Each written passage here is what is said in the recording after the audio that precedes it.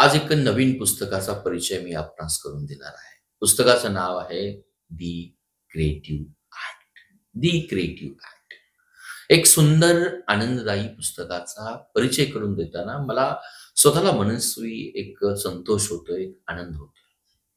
कदाचित पुस्तकाचा परिचय पुस्तकाच्या उंची इतका होणार नाही. पण हे पुस्तक नक्की वाचा. भलेही परिचय ती प्रेरणा देण्यासाठी अपुरा पडला तरी. पुस्तकाचं नाव आहे द क्रिएटिव्ह आर्ट. जगातील सर्वाधिक आनंद देणारी गोष्ट म्हणजे नवनिर्मिती. यालाच आपण सृजन असं म्हटलं जातं. इंग्रजीत म्हणतात क्रिएटिव्ह आर्ट. आणि ही सृजनशीलता जगामध्ये निरंतर सृजन चालू असतं. झाडं बहरतात, नद्यांना नवीन निर्झर येऊन मिळतात, पेशींची निर्मिती होत राहते, जखमा बऱ्या होतात, वसंत येत राहतो, मन मोहरून टाकतो. आपणही रोज काहीतरी नवीन करत असतो. नवीनतम करणं, नवीनची आस घेणं.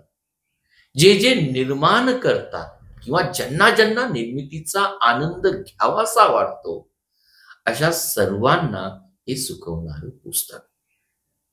पुस्तकाचा परिचय हे आणि पुस्तक मला नेहमी एनर्जी देतात.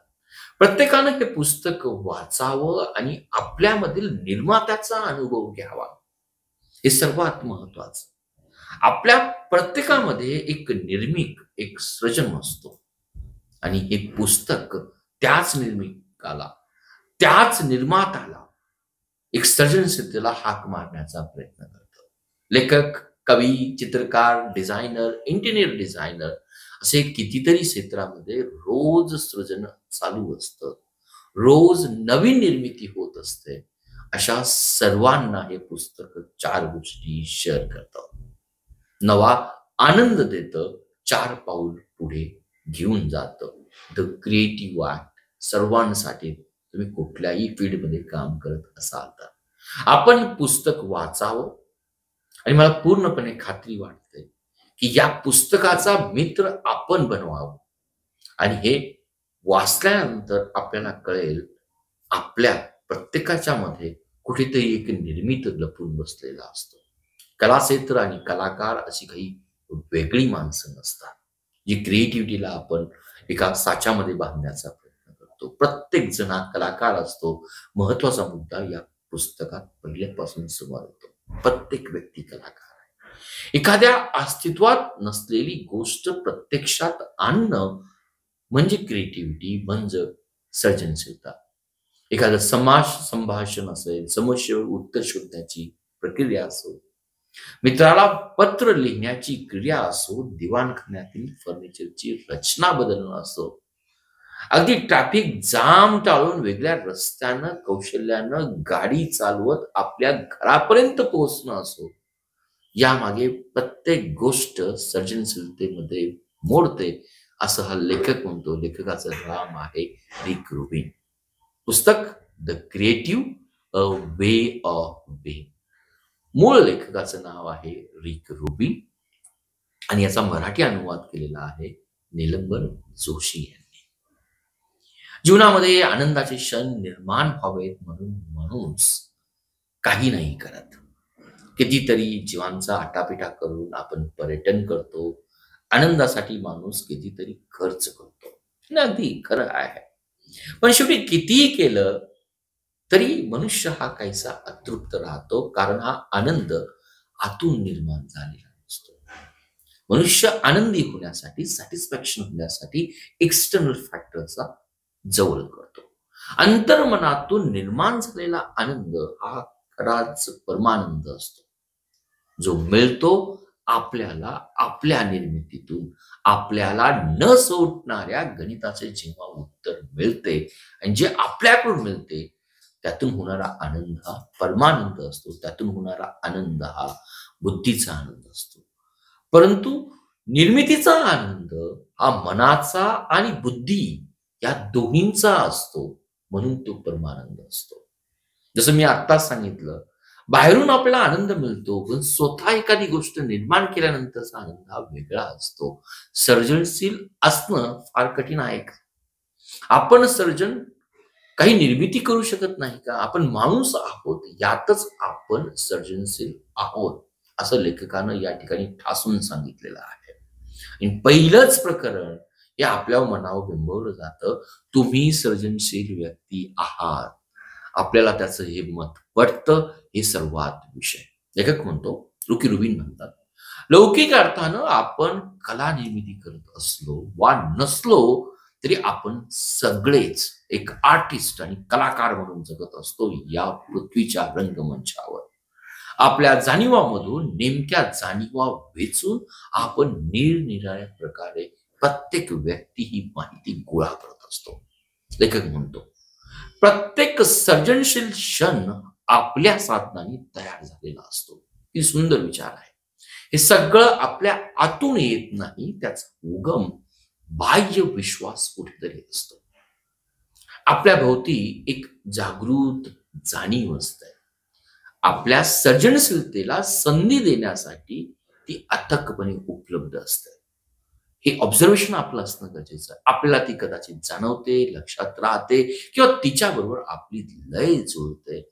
याचा केवळ भौतिक अनुभव येतो असंही नाही. प्रत्येक व्यक्तीच्या सर्जनशीलतेला हा कॉल केला जातो. स्वप्न असेल, जाणीवा असेल आणि जाणीवेच्या पलीकडच्या गोष्टी असतील, इतर अज्ञात मार्गाने अशा गोष्टी आजपर्यंत पोहोचवण्याचा आपापल्याला मार्ग शोधण्याचा प्रत्येक जण प्रयत्न करत असतो. आणि या पुस्तकाचं प्रत्येक पान आणि पानावरील प्रत्येक वाक्य मनात साठवून घ्यावं, अनुभवावं असं आहे. कारण आपल्या मनातील कलाकाराला हे कुठेतरी हाक मारतं. हे या लेखकाचं वैशिष्ट्य. आपल्यातून संसाधनाची नदी वाहत असते. आपण जेव्हा आपलं काम आणि आपल्या कल्पना लोकांसमोर मांडतो, तेव्हा नवीन कल्पनांनी आधीची पोकळी भरून येते. प्रत्येकाकडे संसाधनाची नदी वाहत असते. कल्पना मनातच दाबून ठेवल्या तर आपण हा प्रभाव अडवतो. आता नदी धावत नाही आणि नवीन कल्पना सुचण्याचा वेग हा कमालीचा मंदावतो. हे लेखकांनी उद्धृत केलेलं वाक्य मी तुमच्याशी या ठिकाणी नमूद केलं. समृद्ध मनामध्ये ही नदी कधीच कोरडी पडत नाही. कल्पना सारख्याच सुचत असतात आणि त्या कल्पना जगासमोर मांडल्या तर नवनवीन कल्पना सुचच राहतील. हा विश्वास कलाकारानं बाळगायला हवा. या ठिकाणी लेखक कलाकार कुणाला म्हणतो, तर लेखक कलाकार हा आपल्याला म्हणतो. कुठल्याही क्षेत्रामध्ये असाल, पण तुम्ही सर्जनशीलता दाखवा. लेखक म्हणतो, यातील जी काही प्रकरणं आहेत, अगदी लहान लहान प्रकरणं आहेत, कोटेशन अगदी भरलेलं पुस्तक आहे. प्रत्येक तरुणानं हे पुस्तक आपल्या हृदयामध्ये साठवून ठेवावं. आणि सर्वात महत्वाचं, जर आपल्याला वेळ मिळाला तर इंग्लिशमधील ओरिजिनल पुस्तक वाचावं. परंतु मराठीमध्ये जर कम्फर्टेबल असाल तर निलंबर जोशी यांनी केलेला हा मराठी अनुवाद मला कंपॅरेटिव्हली अत्यंत प्रभावी वाटला. आणि ज्या पद्धतीनं लेखकाला इंग्लिशमध्ये हे सांगायचं आहे, तेच प्रभाव आपल्याला या मराठी अनुवादामधून दिसून येतो. आपण प्रत्येक व्यक्ती हा, प्रत्येक विद्यार्थी हा स्वतःला शोधण्याचा प्रयत्न करत असतो. परंतु शोधण्यामध्ये आपल्या अंतर्मनामध्ये एक संसाधन असतं. तुम्ही आयटी क्षेत्रामध्ये काम करत असाल, तुम्ही पेशानं शिक्षक असाल, बिझनेसमॅन असाल, कुठे मोटिवेटर स्पीकर म्हणून काम करत असाल, कुठेही विद्यार्थी म्हणून काम करत जर असाल, तर आपल्याला नेहमी मोटिवेशन लागतं. मोटिवेशन हे एक्सटर्नल असू शकतं किंवा मोटिवेशन हे इंटरनल असू शकतं. आणि द क्रिएटिव्ह ॲक्ट मधला मला जो एक सारांश जो मला आवडला, हे पुस्तक पूर्णपणे तुम्हाला या अँगलने मोटिवेट करतं, की तुम्ही सर्जनशील आहात, तुम्ही क्रिएटिव्ह आहात.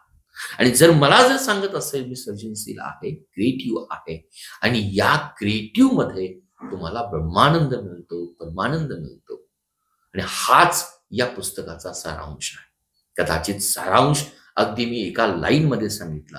पुस्तक वाचल्यानंतर तुम्ही तुमच्यातली सर्जनशीलता शोधण्याचा जो काही प्रयत्न कराल ना, तो मला त्याचा अनुभव तुम्हाला या पुस्तकाच्या इंग्लिशमधील ट्रान्सलेशनचा मराठीमध्ये जो काही अनुवाद केलेला आहे त्यातून घ्यावा मला वाटतो.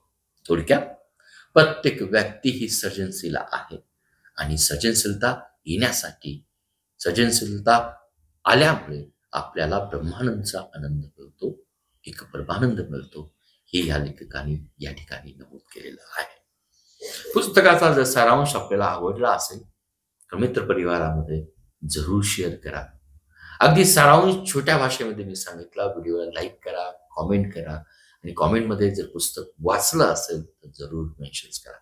आणि अशाच नवनवीन व्हिडिओ ऐकण्यासाठी, पाहण्यासाठी चॅनलला सबस्क्राईब करा. धन्यवाद.